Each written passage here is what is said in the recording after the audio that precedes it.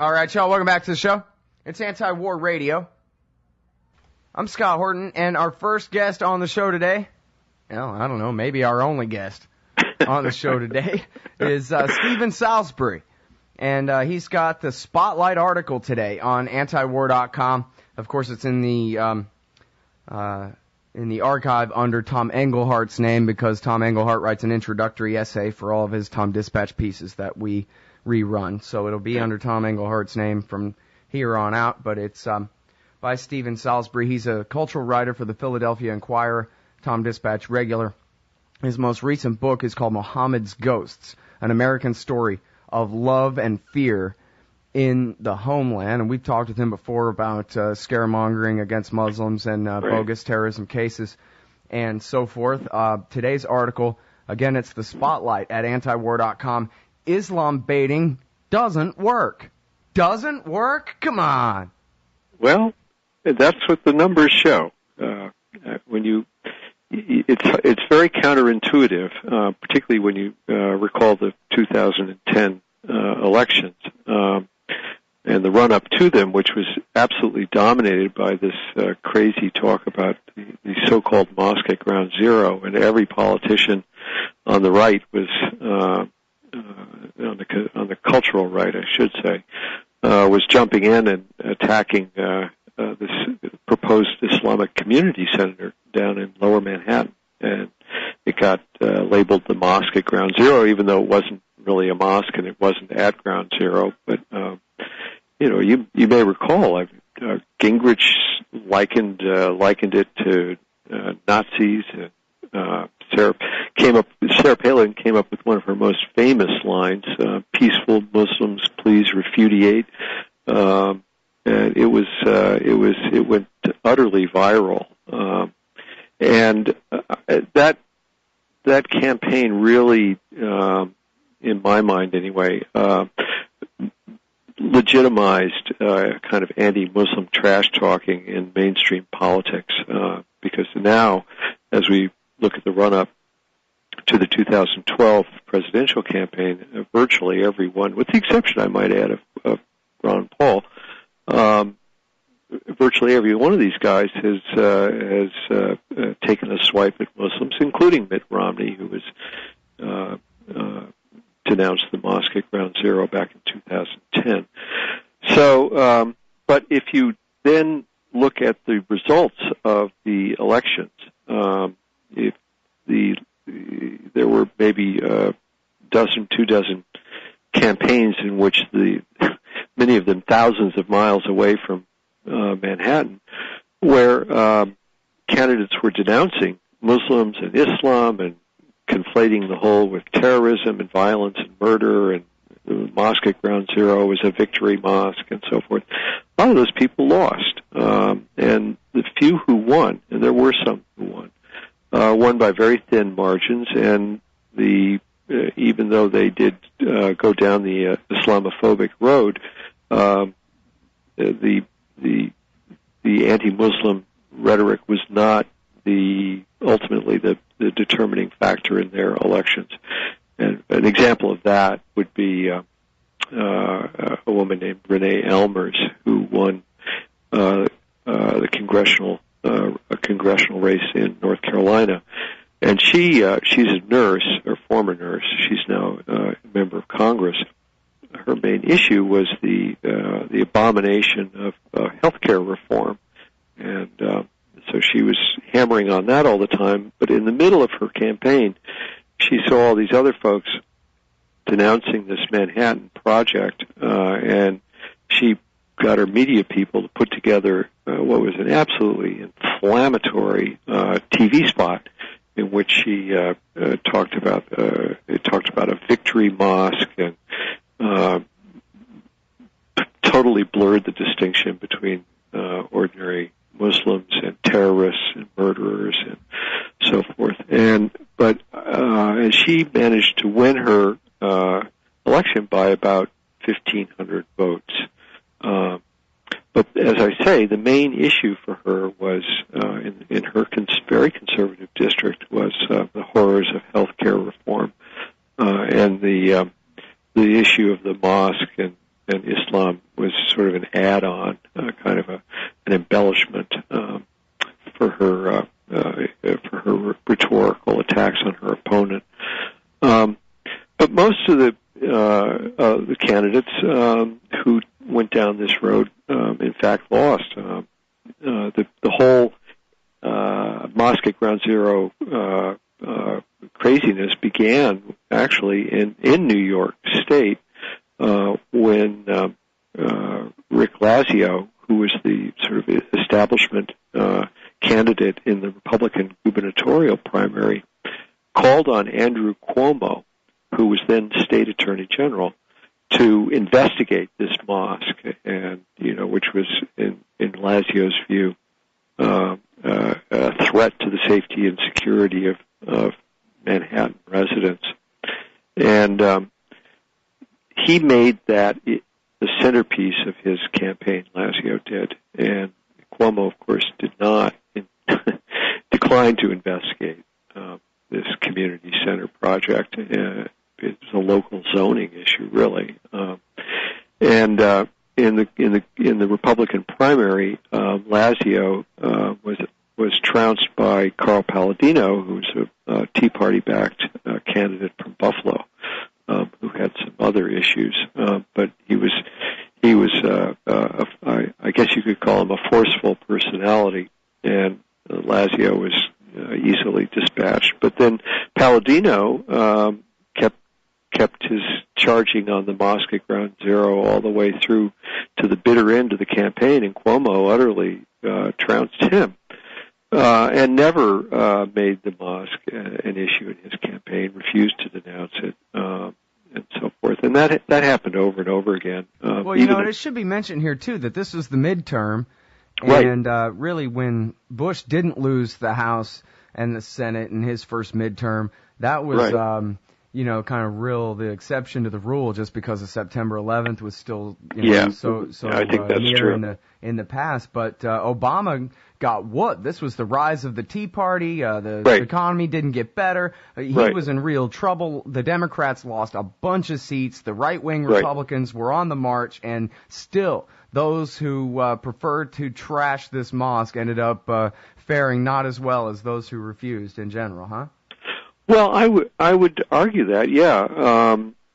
There were you brought up a number of issues which I think ultimately overshadowed any of this Islam bashing, and people were hurting, and they're still hurting. But I mean, in that context, it's the time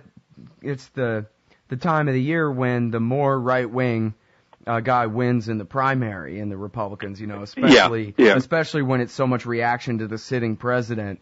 The moderate doesn't win the primary. It's the Tea Party guy that wins the primary. The populist guy, the challenger, when they had one anyway, beat the establishment guys.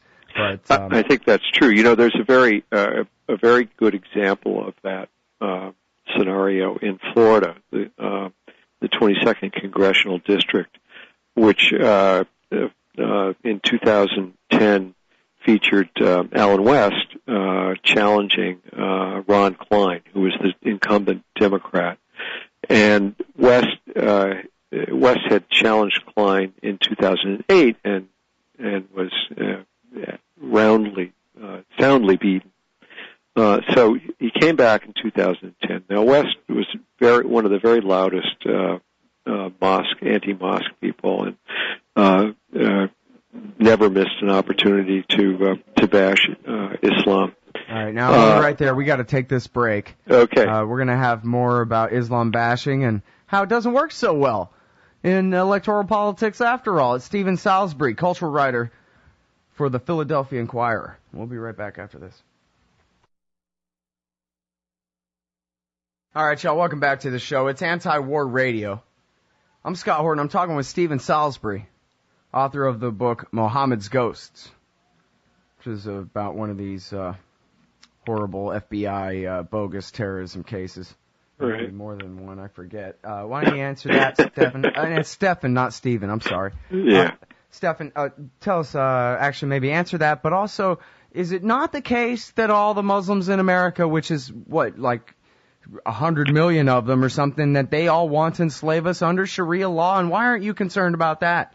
Well, I don't think there are 100 million Muslims. They're about. This is actually a political issue, the number of Muslims, but they're somewhere between 6 and 8 million, maybe 10 million, somewhere around in there. I'm not all that concerned about Sharia law, no, nor am I concerned about canonical law or Jewish law or anything else. But my lack of fear of these things apparently is not shared in about 20 different states where legislation has been introduced to bar courts from making use of Sharia law and reaching judgments, and a number of anti-Muslim websites and bloggers and pundits and so forth have denounced Sharia law as the end of the world. I mean, what Sharia is, it's almost impossible to define it. It's you get two Muslims together, they'll argue about what actually Sharia is. But I mean, the extent of this in the courts is what basically the courts recognizing customs in marriages and divorces and things like that. That's essentially mostly what it is. And Sharia, a lot of it's devoted to dietary issues and stuff like that. There was a guy named Frank Gaffney. You probably know of him, and maybe he's even been on the program. But he's a unreconstituted anti-Muslim head of something called the Center for Security Policy, I think.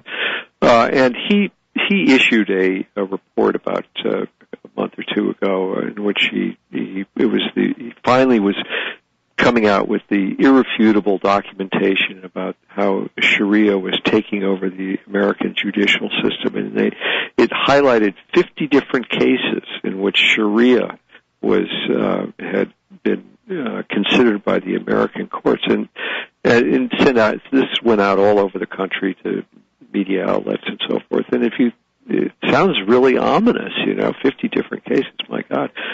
But if you actually looked at the 50 different cases, every single one of them, every single one, the courts had rejected Sharia law as having any basis or validity in the case at hand. There were, I think, 5 or maybe 6 cases in which the trial judge had ruled in a way that could be argued was in line with Sharia. And in each of those 5 or 6 cases, the appellate court said that was the judge had erred and threw it all out. Well, could you give us any context? Like, what kind of decisions are we talking about here? Oh, we're talking, financial disputes, marriage issues. So in other words, these are basically civil matters between the parties involved only. This is not a matter of like everybody has to follow some teaching of Mohamed. No. And I'm sorry to ask such stupid questions because this ought to be obvious, but as you said, apparently, you're one of the few who ain't afraid for some reason. We got to get a little bit of real context out. I don't honestly think Americans are particularly afraid of Sharia. I don't think Americans even know what it is, and I'm not sure that I could give you a real definition of Sharia. I mean, it's certainly true. If you go outside, you can't see any coming at you. No, but the fact is, here's the bottom line. We live in America, and one of the fundamental values of America is freedom of religion. And you start passing laws that go to the heart of someone's practice of a religion. And after all, Islam has got 1.5 billion followers all over the world, and many millions in this country. It is a religion. It's not a cult, as a lot of the people on the right would like to have it. It's not a political movement. It is a religion. One of the fundamental values is freedom of religion.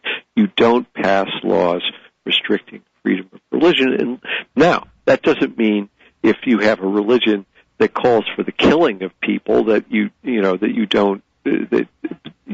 still don't bar the religion. That law is already on the books. Murder is illegal.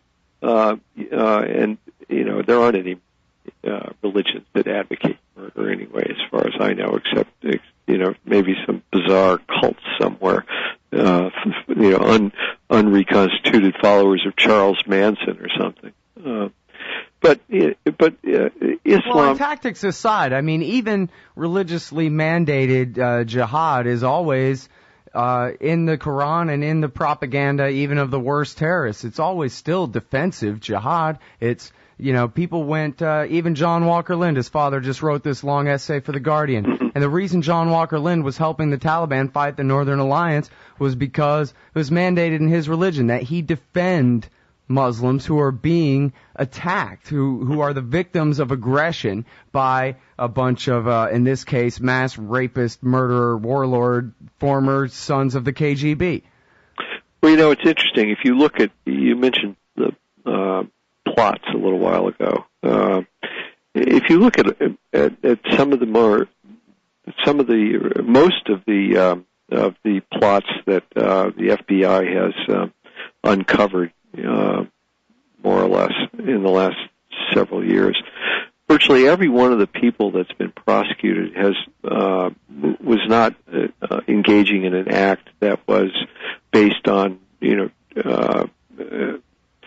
was not acting out of religious motivation. He was acting out of, they were acting out of political motivation. Well, and most of those, it seems like to me, Stephan, have been completely bogus with very few exceptions, like the shoe bomber and Mutalab and this guy Zazi, the Denver cab driver. Apparently his plot was not, drummed up by some FBI informant. But he said, he's actually quoted in the paper today in this AP story about his father. It says, quote, he told us to the court, "I would sacrifice myself to bring attention to what the U.S. military was doing to civilians in Afghanistan." Nothing mystical about that. There's a war going on, and he was joining up the other side of it as a soldier, basically. Well, see, I would make the larger argument that that 9/11 itself was a lot of the people on the right have bought into essentially Osama bin Laden's propaganda. I mean, bin Laden argued that what happened on 9/11 was for the benefit of Islam in the name of Islam, and that I would argue that that's just a lot of nonsense. That what it was a political attack for political reasons. It had nothing to do with Islam. There's nothing in Islam in any in the Quran or anywhere else that says it's okay to go and attack and murder 3,000 people who've done nothing to you. That's just nonsense. But bin Laden had an issue with U.S. bases in Saudi Arabia. He had an issue with Israel and Palestine, and those were his motivations. Well, and the whole Muslim world condemned the 9/11 attacks unanimously. Yeah. I mean, we've done everything we can to screw up all that goodwill, but you talk about, like Condoleezza Rice or Rahm Emanuel about making an opportunity out of a crisis. We had an opportunity to say, hey, you know what? Yeah, we backed some dictators, but that was the Cold War or something, and okay, it's been 10 years extra, but we're sorry and we're cool. Let's all be friends, and we could have had it made. We could have had that whole liberal revolution in the Middle East this whole time. Well, that's not what happened, though, is it? We went right into Iraq. I mean, everything got detoured into Iraq, and the rest is, many bodies later. It's really one of the great tragedies. 9/11 itself was a huge tragedy, and what's happened since then is in a way, I mean, certainly for the people of the Middle East, is just as huge a tragedy. I mean, how many Iraqis have been killed in the Iraq War, which still is grinding on? 1 million. I mean, they're huge numbers. Now the focus is on Afghanistan, Libya. This is not religion. This is politics. Yeah, empire. And, it's a great script, right? If you're an empire, anybody who fights back against you becomes the excuse for you being an empire in the first place after the fact. It's pretty you can easy. bait, it's the old bait and switch. Yep. All right, that's Stephan Salisbury. The book is Mohammed's Ghost, writes for the Philadelphia Inquirer, TomDispatch.com. Thanks very much, Stephan. Thank you, Scott. Sorry for saying your name wrong.